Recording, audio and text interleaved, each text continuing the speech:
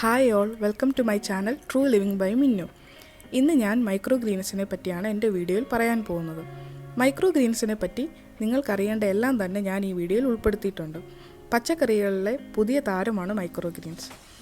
ഈ ലോക്ക്ഡൗൺ കാലത്ത് ആർക്കും ആരംഭിക്കാവുന്നതാണ് മൈക്രോഗ്രീൻസിൻ്റെ കൃഷി. മൈക്രോഗ്രീൻസിൻ്റെ പരിപാലനവും വളർച്ചാ നിരീക്ഷണവും നിങ്ങളുടെ മാനസികാരോഗ്യം വർദ്ധിപ്പിക്കും. ഇനി എന്താണ് മൈക്രോഗ്രീൻസ്? ഇതൊരു കുഞ്ഞൻ ചെടിയാണ്. മുളപ്പിച്ച എന്തിൽ നിന്നും ഉണ്ടാകുന്ന ഒരു ചെറിയ ഇലയോടുകൂടി ഉള്ള ഒരു കുഞ്ഞു ചെടിയാണ് മൈക്രോഗ്രീൻസ്. പേര് പോലെ തന്നെ ചെടിയുടെ വലുപ്പം ചെറുതാണ്. ഇത് ന്യൂട്രിയൻസിൻ്റെ ഒരു കലവറ തന്നെയാണ്. ഇതിൽ വൈറ്റമിൻ കെ, വൈറ്റമിൻ സി എന്നിവയെല്ലാം ധാരാളം അടങ്ങിയിട്ടുണ്ട്. ഫോർ എക്സാമ്പിൾ, ഹൃദയ സംബന്ധമായ രോഗങ്ങളുള്ളവർക്ക് പരിഹാരം കാണുന്നതിന് സഹായിക്കുന്ന ഒന്നാണ് മൈക്രോഗ്രീൻസ് ഇലക്കറികൾ. ഇത് സ്ഥിരമായി കഴിക്കുന്നത് മൂലം ഹൃദയത്തിൻ്റെ ബ്ലോക്ക് പോലുള്ള അസ്വസ്ഥതകൾക്ക് പരിഹാരം കാണാവുന്നതാണ്. അതുപോലെ തന്നെ പ്രോസ്റ്റേറ്റ് ക്യാൻസർ, ദഹന പ്രശ്നങ്ങൾ, പ്രമേഹം, കൊളസ്ട്രോൾ, രക്തസമ്മർദ്ദം എന്നിവ ഒക്കെ തന്നെ മൈക്രോഗ്രീൻസ് സ്ഥിരമായി കഴിക്കുന്നത് മൂലം കുറയ്ക്കാൻ പറ്റുന്നതാണ്. ഇതിന് മണ്ണിൻ്റെയോ സൺലൈറ്റിൻ്റെയോ ഒന്നും തന്നെ ആവശ്യമില്ല. ഏത് പാത്രത്തിലും ഉണ്ടാക്കിയെടുക്കാവുന്നതാണ് ഈ മൈക്രോഗ്രീൻസ്. ഈ വീഡിയോയിൽ ഞാൻ മണ്ണിൽ ഉണ്ടാക്കുന്ന രീതിയാണ് കാണിക്കാൻ പോകുന്നത്. മണ്ണില്ലാതെ ടിഷ്യൂ പേപ്പറിലും മറ്റും ഇത് ഉണ്ടാക്കാം. നിങ്ങൾക്ക് ടിഷ്യൂ പേപ്പറിൽ ഇത് എങ്ങനെ ഉണ്ടാക്കാമെന്ന് കാണണമെന്നുണ്ടെങ്കിൽ ഞാനത് മറ്റൊരു വീഡിയോയിൽ കാണിക്കുന്നതാണ്. ഞങ്ങൾ സ്ഥിരമായി ഇപ്പോൾ മൈക്രോഗ്രീൻസ് കൃഷി ചെയ്യുന്നുണ്ട്. അപ്പോൾ നമുക്ക് നോക്കിയാലോ ഞങ്ങളുടെ മൈക്രോഗ്രീൻസ് കൃഷി.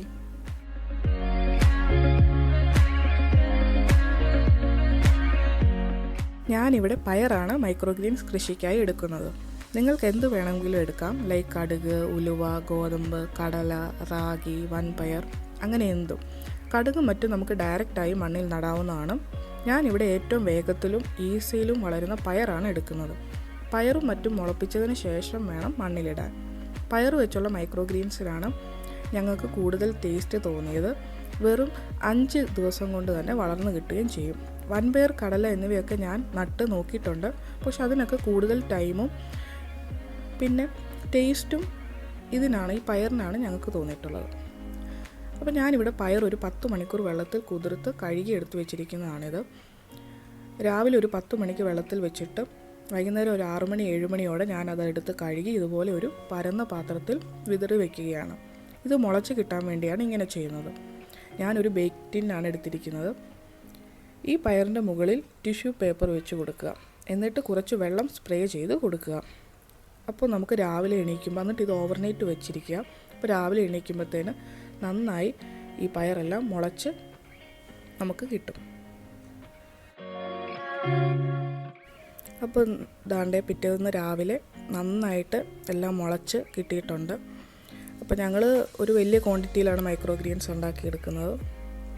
അപ്പം ഇതൊക്കെ നമുക്ക് ഫുഡ് പുറത്തുനിന്ന് മേടിക്കുമ്പോൾ കിട്ടുന്ന ചെറിയ കണ്ടെയ്നേഴ്സ് ഉണ്ടല്ലോ, അതാണ്. പിന്നെ ഇതുപോലെ നല്ല പരന്ന കണ്ടെയ്നേഴ്സ്, ഇങ്ങനെ ഏത് കണ്ടെയ്നേഴ്സിൽ വേണമെങ്കിലും നമുക്കിത് ഉണ്ടാക്കിയെടുക്കാം. ചട്ടി വേണമെന്നൊന്നുമില്ല.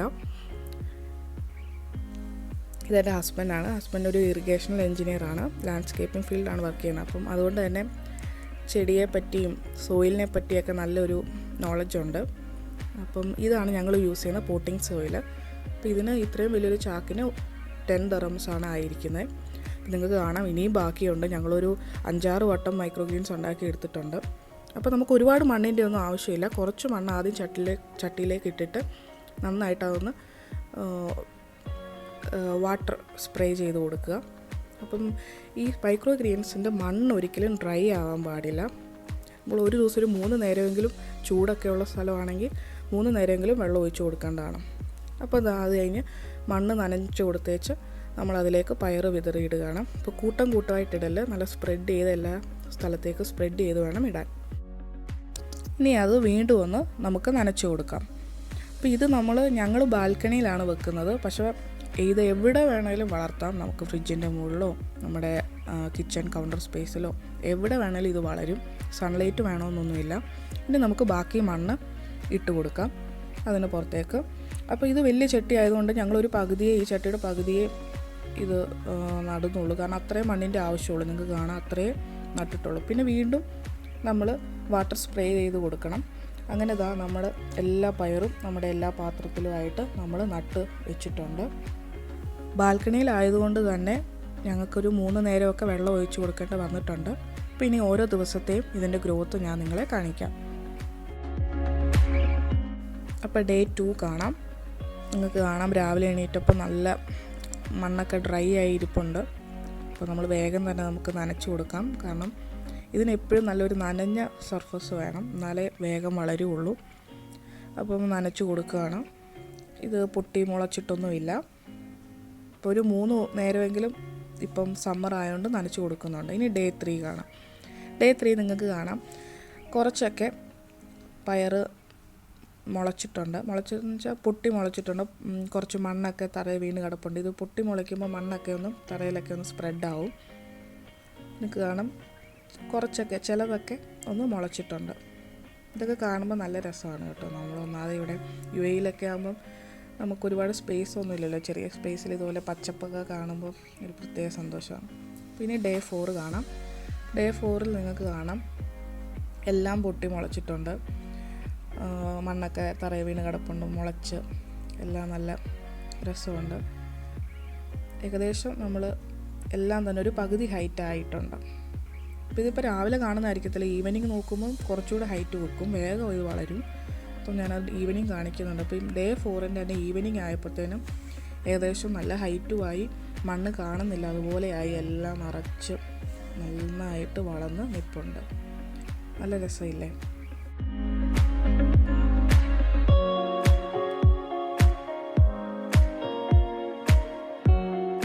ഇലച്ചെടി ഉണ്ടാക്കിയെടുക്കാൻ എന്ത് എളുപ്പമാണ്. കടയിൽ നിന്നൊക്കെ മേടിക്കുന്ന വിഷാംശങ്ങൾ നിറഞ്ഞ ഇലച്ചെടിയൊക്കെ കഴിക്കുന്നതിലും വീട്ടിൽ തന്നെ ഇതുപോലെ കഴിക്കുമ്പോൾ അതും നമ്മൾ നട്ട് ഉണ്ടാക്കിയെടുത്ത് കഴിക്കുമ്പോൾ അതിനൊരു പ്രത്യേക സന്തോഷം തന്നെയാണ്. ലാസ്റ്റ് ഡേ 5 കാണാം. രാവിലെ എണീറ്റ് റൂമിൽ നിന്ന് ബാൽക്കണിയിലോട്ട് നോക്കിയപ്പോൾ തന്നെ കണ്ട കാഴ്ചയാണിത്. നിറഞ്ഞ് നമുക്ക് ചട്ടി പോലും കാണുന്നില്ല, അതുപോലെ നല്ല പച്ചപ്പും നല്ല കണ്ണിനൊക്കെ നല്ല കുളിർമയേകുന്ന ഒരു കാഴ്ചയായിരുന്നു അത്. നല്ല രസമില്ലേ? നമ്മുടെ ബാൽക്കണി ഫുള്ളും നിറഞ്ഞ് നിൽക്കുവാണ്. എല്ലാം വളർന്നു, എല്ലാം ചട്ടി കാണാത്ത പോലെ അതുപോലെ നന്നായിട്ട് വളർന്നിട്ടുണ്ട്. അപ്പോൾ എന്ത് രസമാണ്.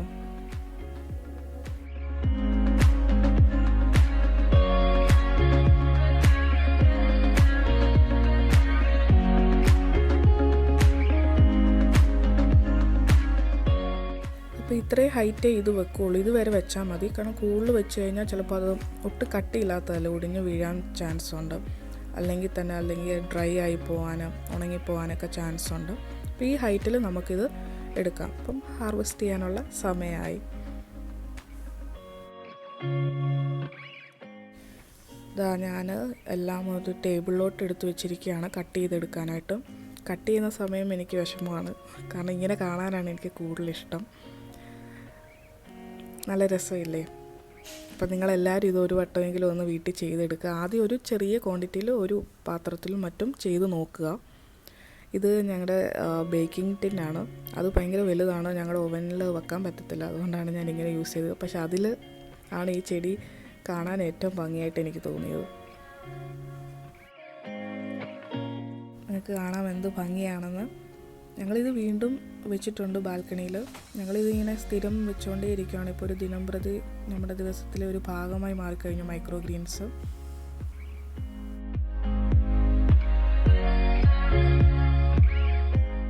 ഇനി നമുക്കിത് കട്ട് ചെയ്തെടുക്കാം.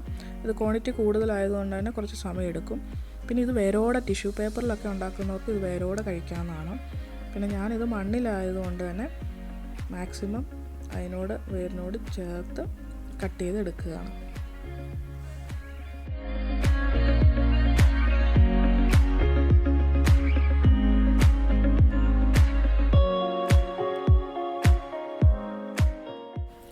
അപ്പം ഒരു പാത്രത്തിൽ നിന്ന് കട്ട് ചെയ്തെടുത്തു കഴിഞ്ഞു, നമുക്ക് കാണാം.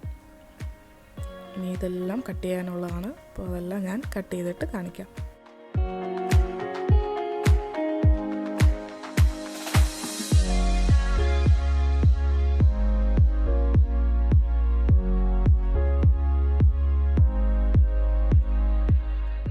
അപ്പോൾ എല്ലാം കട്ട് ചെയ്തെടുത്തിട്ടുണ്ട്.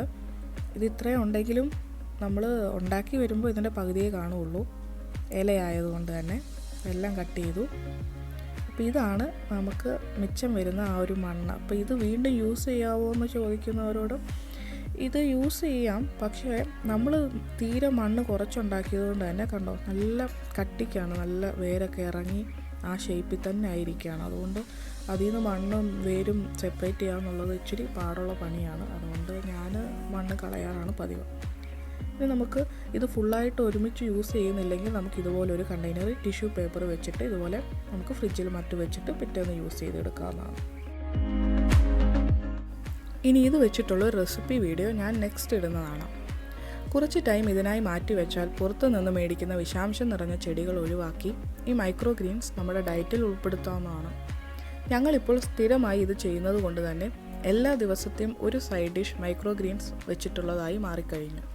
വൈറ്റമിൻ സി ഒക്കെ ഒരുപാട് അടങ്ങിയിട്ടുള്ളത് കൊണ്ട് തന്നെ ഈ ഒരു കൊറോണ ടൈമിൽ ഇത് ഉൾപ്പെടുത്തുന്നത് വളരെ നല്ലതാണ്. അപ്പോൾ എല്ലാവരും ഇതൊന്ന് ട്രൈ ചെയ്യണേ.